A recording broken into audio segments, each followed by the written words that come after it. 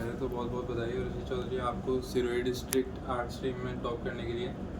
और अब आपके पास सवाल है, ये माइलस्टोन आपने कैसे अचीव किया और क्या फीलिंग रही आपकी इसको अचीव करने के बाद? माइलस्टोन तो बहुत बड़ा है और उसको अचीव करके बहुत खुशी मिली। परिवार वालों को भी बहुत खुशी मिली, सब टीचर्स भी बहुत खुश हैं और पूरे स्कूल के जितने भी टीचर्स हैं जिन्होंने मुझे अभी तक भी पढ़ाया 12वीं 11वीं तक, सब खुश हैं। आपका रिएक्शन कैसा था रिजल्ट देख के? रिएक्शन तो बहुत बढ़िया था, बहुत खुशी हुई क्योंकि इतना मेरे को थी, एक्सपेक्टेशन थी, लेकिन ये भी था कि शायद नहीं भी आएंगे। क्लास 12 के लिए आपका स्टडी रूटीन कैसा था? क्लास 12 के लिए मैं डेली 5 to 6 आवर्स पढ़ लेता था और हमेशा रोज़ का एक टारगेट रहता था कि हाँ आज ये चैप्टर करना है या आज ये सब्जेक्ट करना है। तो आप हिस्ट्री, ज्योग्राफी, पॉलिटिकल साइंस वगैरह इन 3-4 सब्जेक्ट्स में अपना टाइम कैसे मैनेज करते थे? मैं सब्जेक्ट्स को डिवाइड कर लेता था, जैसे पहले कोई 2 सब्जेक्ट कर लूँगा, उसके बाद अगले 2 पे जाऊँगा और जो मैंने पहले पढ़ा है उसको रिवाइज करता रहूँगा रेगुलर बेसिस पर। तो आपने आर्ट्स स्ट्रीम क्यों चूज़ की है और कैसे ये आपके करियर गोल्स को शेप करता है?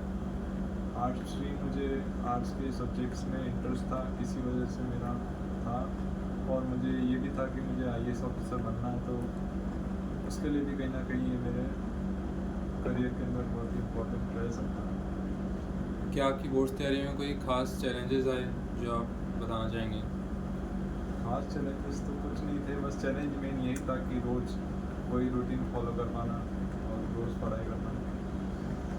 कोई टीचर, मेंटर या फैमिली मेम्बर ने आपकी सक्सेस में बड़ा रोल प्ले किया हो?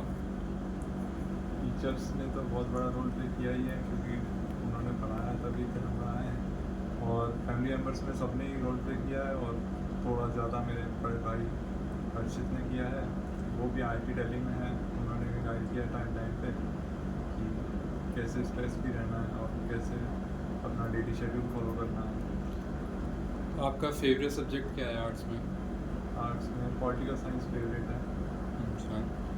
और क्या आप कोई और एक्स्ट्रा करिकुलर एक्टिविटीज़ में भी इंगेज रहते थे पूरे साल में?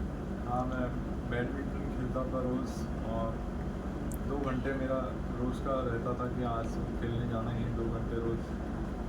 और 3 बार मैं स्टेट भी गया हूँ बैडमिंटन में, इस साल भी गया था। तो आपकी स्टडी टेक्निक क्या थी ये डिस्ट्रिक्ट टॉप करने के लिए, शेयर करना चाहेंगे आप? स्टडी टेक्निक वही है कि एक तो टाइम को डिवाइड अच्छे से करो और रिवाइज करते रहो टाइम टाइम पे, तो चीज़ें याद रहती हैं। बस यही है। आगे के क्या प्लान्स हैं आपके अब 12वीं कक्षा टॉप करने के बाद? आगे मुझे दिल्ली यूनिवर्सिटी में हिंदू कॉलेज है, वहाँ एडमिशन लेना है ये पॉलिटिकल साइंस में, और IAS ऑफिसर बनने की तैयारी वहीं से शुरू होगी। एग्ज़ाम या रिज़ल्ट का कभी आपको स्ट्रेस हो तो कैसे मोटिवेटेड रहते थे आप उस टाइम पे?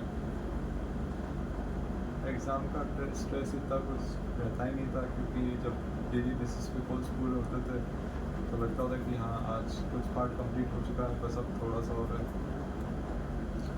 वैसे आजकल की सोसाइटी में JEE और नीट का क्रेज़ ज़्यादा चल रहा है। साइंस और कॉमर्स को लोग ज़्यादा कॉम्पिटिटिव स्ट्रीम मानते हैं, बट स्टिल आपने आर्ट्स चूज़ किया है, तो क्या आप उन स्टूडेंट्स या पेरेंट्स को कुछ कहना चाहेंगे जो आर्ट्स लेने से पहले थोड़ा हेजिटेट करते हैं?